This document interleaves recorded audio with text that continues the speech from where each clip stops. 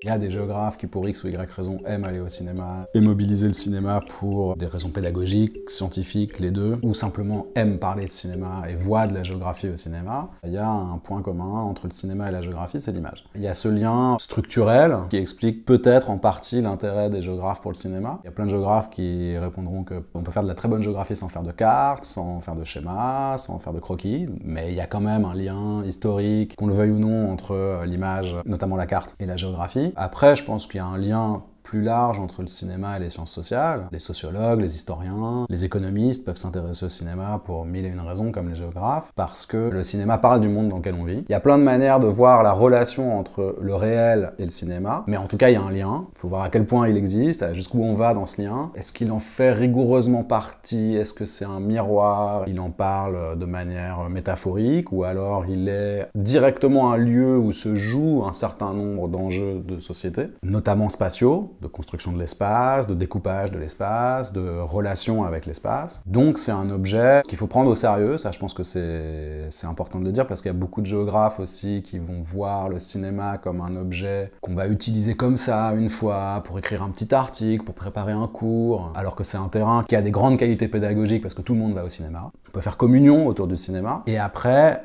il y a des raisons pratique, ça peut être aussi tout simplement de faire de la recherche chez soi, parce que le cinéma c'est un terrain où il n'y a pas besoin d'aller dans l'Himalaya ou en Afrique australe pour travailler sur du terrain. Plein de raisons qui font qu'on peut finir par travailler sur le cinéma comme géographe. Et moi j'y suis venu comme ça, hein, surtout par le biais de la pédagogie. Un intérêt majeur du cinéma, c'est de montrer des choses déformées, mais qui permettent peut-être de mieux comprendre la société dans laquelle on est. Un reflet imprécis, mais qui peut être par certains aspects plus riche et plus facile à lire que la complexité de la société.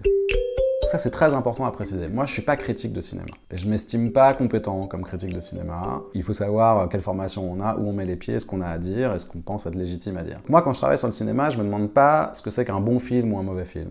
Je pourrais travailler sur les mangas, j'ai travaillé sur les jeux, voilà, un sujet parfaitement trivial, auquel on pourrait faire les mêmes reproches que le cinéma. La question n'est pas là, la question c'est qu'est-ce qu'avec cet objet j'arrive à faire dire au monde dans lequel je vis et j'arrive à tirer comme savoir, comme information pour ensuite produire du savoir. Et n'importe quel objet, n'importe quel terrain a une valeur qui n'a rien à voir avec la valeur sociale qu'on peut lui attribuer en disant « Ah oui, le cinéma… loisirs de masse ». Moi, je suis le premier à avoir une vision très critique de des industries culturelles, mais précisément, il faut travailler dessus pour comprendre ce qu'elles produisent. Je travaille beaucoup sur les stéréotypes, sur la manière dont le cinéma participe à reproduire la société dans laquelle on est. Ce travail critique, il faut bien qu'il soit fait, donc ce terrain est très important.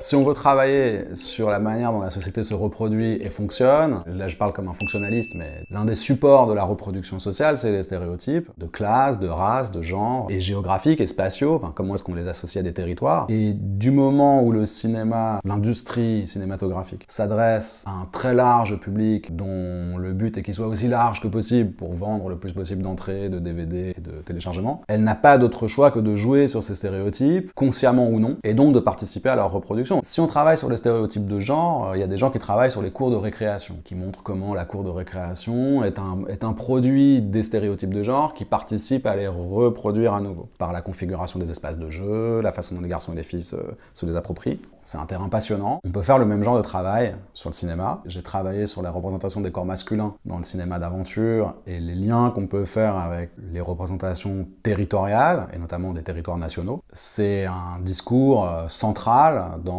nos représentations du monde. Il se trouve qu'au cinéma, il est caricaturé, consciemment ou non, c'est-à-dire qu'il apparaît de manière beaucoup plus visible peut-être que la manière diffuse dont il est dans tout un tas d'autres compartiments de nos vies. Marc Ferraud, l'historien, disait « Le cinéma révèle les lapsus de la société ». C'est une très jolie formule parce que c'est vraiment de ça qu'il s'agit. Le cinéma, consciemment ou non, reproduit des choses qui sont quelque part dans les tréfonds de l'inconscient collectif et donc est un moyen d'y accéder. Et les sciences sociales, leur boulot, c'est ça essentiellement.